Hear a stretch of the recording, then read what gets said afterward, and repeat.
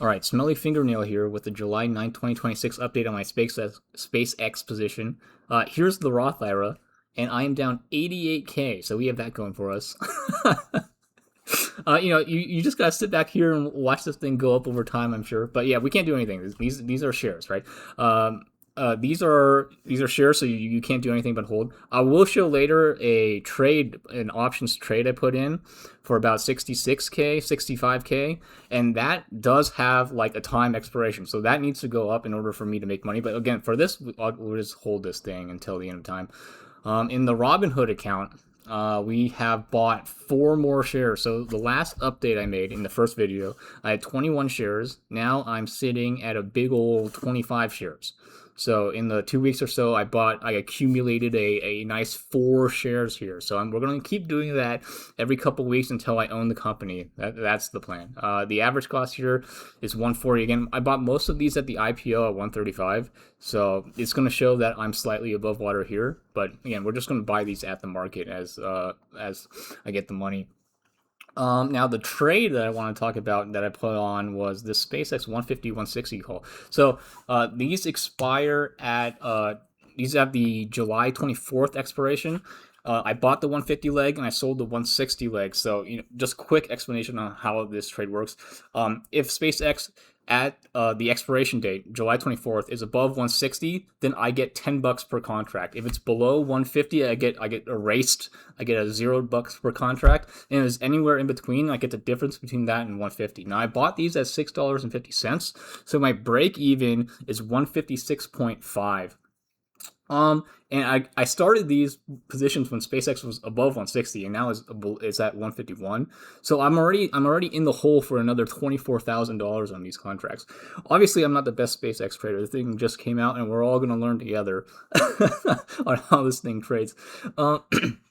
Yeah, so like I bought these above 160, now they're below 150, and so a few things happened. So my original idea for this trade was that the next Starship flight 13 was going to happen at the time, I believed, like at the end of July. So like July 30th or so. So I bought these with the 24th expiration because I thought that people would get excited heading up into the launch.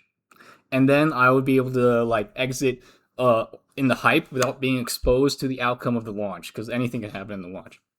Since then, a few things have happened. One, the SpaceX price has dropped. The second thing that happened was the timelines got moved up considerably. So like now, like based off of the latest static fires and stuff, this is going to launch well before the 24th. Like it's going to launch probably the week of like 20th or so. So the launch will happen before these positions expire.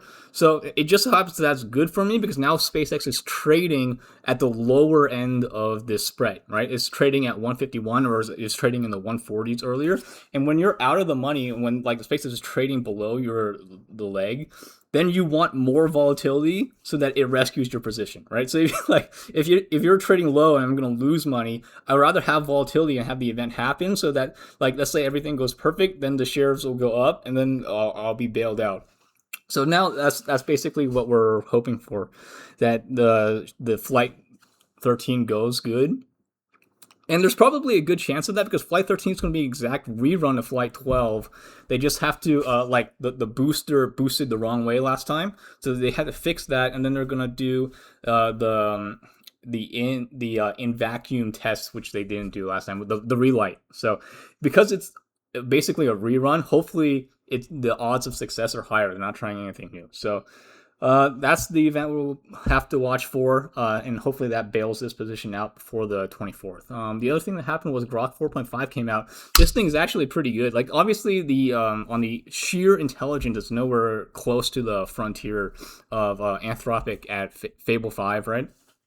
But like the performance cost, the token price is very good for its intelligence. So like I can see this getting used a lot in subagents and tasks that are not needing frontier intelligence. For example, like I'm a software engineer. If I were to construct an app or like to do actual implementation of code, I would definitely use Fable 5. But if I'm using an agent to perform an action It doesn't require that sort of intelligence. Let's say I wanted to go into an EC2 instance and create new users for like an SFTP server or something like that. That can definitely be done by this. So like you're gonna have the mix shift is it's gonna capture some of that, let's say, old sonnet level intelligence. So hopefully that goes good. Now the bad thing is like this, I'm recording this on Friday, so on Thursday this was like super good and I was super pumped about this, but then Facebook released a model in the exact same intelligence range, in the exact same pricing range. So it's not like they have a monopoly on this. Like previously this was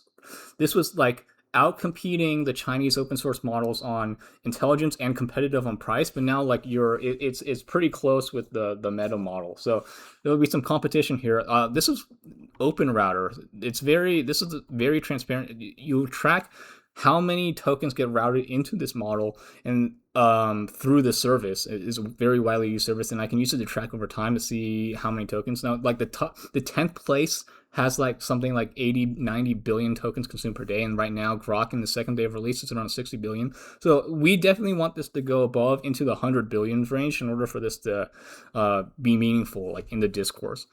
So that's something to watch. So we'll have progress on Grok, and then we'll watch Starship 13, and hopefully that bails my SpaceX positions out. Now, luckily, like my other positions are doing quite well, and these will carry us through the times in which I lose endless amounts of money in the SpaceX trade. now in general, like if you're going to come and say, "Hey, this is overvalued," yeah, I know that. I know that's overvalued, but like the thing is there ever going to be a time in which SpaceX is like fairly valued or undervalued? Like that's the part people like they'll say it's overvalued, but then they won't think like will it ever be undervalued? No. So, anyways, we'll see what happens, and I'll give you an update after the Flight 38.